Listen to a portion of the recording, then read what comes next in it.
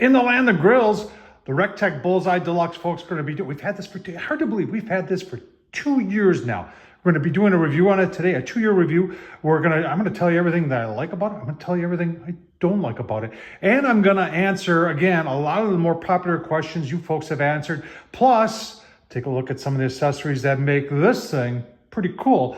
Let's get started. All right, let's just take a quick walk around, see how everything is held up over 2 years. I do store this thing in the garage, and there is no surface rust on here. In fact, I went around through here. And you know I keep my things pretty clean. Shelf works good. It folds down. The 2 locking casters in the front have held up. The wheels in the back have held up. The ashtray. We'll take a closer look at a lot of this stuff so you can see for yourself. But even in the back, you know, there's really no issues. Some people are going to say, well, what happened?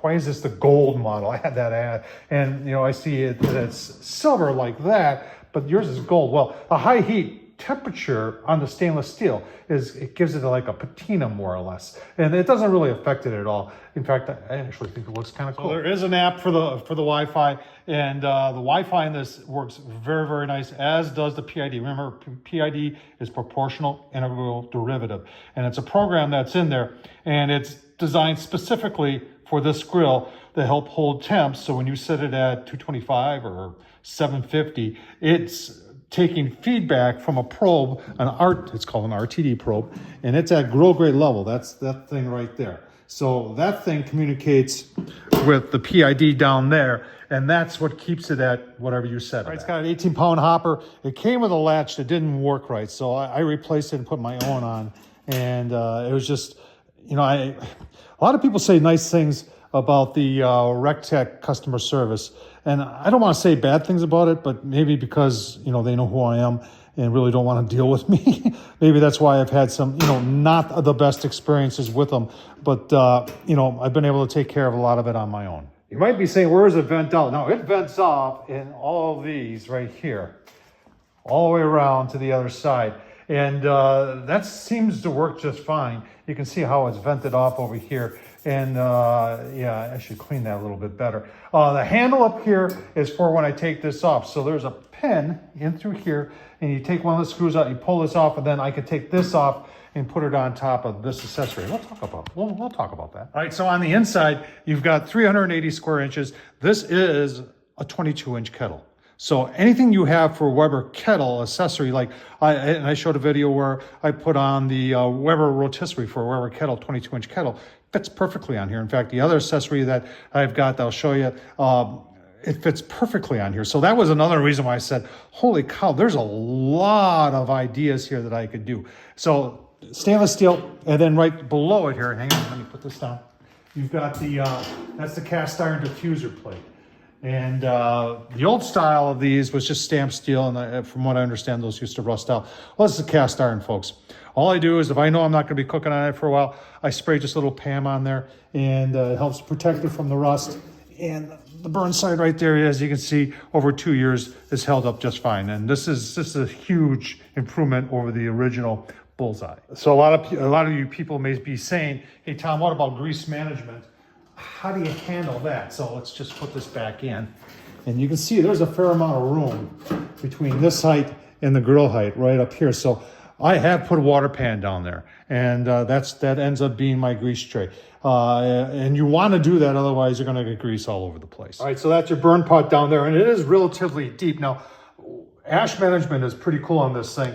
And I was a little skeptical when I first got it, because they've got this handle right here that you turn, and that is like a butterfly valve, and see how it opens that up? And it dumps all the ash into this tray down here, and you just empty that out, which is a really cool idea. And that has, surprisingly enough, that has held up very, very well. I thought it would be having some issues with the heat and everything, but it's held up very well. All right, so down there is your auger, and then you see a white thing below it, right by my finger there, and that's the igniter. It's a ceramic igniter, and on this grill I've had a lot of issues with that. And in fact, I called customer service when I first got this twice, and one person told me that it should be sitting inside its housing by 3/8 of an inch. Then the next person after that didn't work said, no, it's supposed to be sitting 3/8 of an inch outside the housing. And it's hit or miss. There are days where it'll fire right up, and there are days where I got to take a torch to it. So I don't know what to tell you. It works, but sometimes It doesn't work. And when I was looking at this and I saw that it fit a 22-inch kettle, I went right away to looking at other companies. And this one was from Only Fire, and I think it's still made today. But that really transforms, and we'll take a look inside what it does. And I've used this, and I'll tell you what, folks, you know, someone's going to ask, well, was it able to maintain temp? Because you're actually taking the inside volume and quadrupling it almost. And it was able to keep up just fine. And did it use more pellets? Yeah, it was, because it was heating. But remember, heat rises. So it did a really, really nice job. And I was very impressed. Plus, you can put that on and then you can hang stuff. I had a guy, and I've never tried this, but I had a guy say he had like 18 racks of ribs hung from there. I don't believe that, but I think you could definitely hang at least 9 or 12 full racks of ribs down through here, have that water pan. Remember I showed you on the diffuser plate, and this thing would knock it out of the park. You're saying how hard is the hinge to get off? It's one screw, and then it goes right back through here. And I did have to do some modifications here to make this thing work. And I just had to slot out right here with the Dremel tool to get that to fit better in there. But other than that, this is a great addition. If you're going to get yourself the Bullseye, or if you're wondering, thinking to yourself, well, I'm not sure if I'm going to have enough room, this is one way to make it enough. If you're wondering, that's what the handle's for, because taking it off like this, because remember, now you're like a, and if you have an old Weber kettle laying around, taking the hood off of that gives you a little bit more dome and a little bit more room for this to work. And that actually I found to work better. I just took that one right there and put it on here. And it worked very nice, and it was a little bit of a tighter fit. This lid fits, but the Weber kettle lid was a tighter fit on here if you're going to go that direction. All right, all back together. Like I said, I'll leave a bunch of links to the mods I did, showing the Weber on there, the rotisserie, showing that guy right on there if you're interested. And you know, a lot of people are saying, you know, they offer 2 of these models. They got the Deluxe right here, which is this one right here. It's $650. Remember, this is Black Friday 2024. And then there's this guy right here, which is $400. I mean, that's a $250 savings. But you gotta remember, this guy right here, that's $250 less, does not have a PID controller. The hopper is pretty similar. It's only 3-pound difference. They're saying $750 on this one, whereas this guy goes to $1,000. However, I had it up to $1,000, and I haven't had it up to 1,000 cents. It goes $750 really easy, and it'll get to $800. But you know, since I've had it in the last 2 years, it does not get to 1,000 anymore, and I don't know why. Maybe it needs a firmware update. I don't know. But temperature-wise, I think they're both going to do about the same.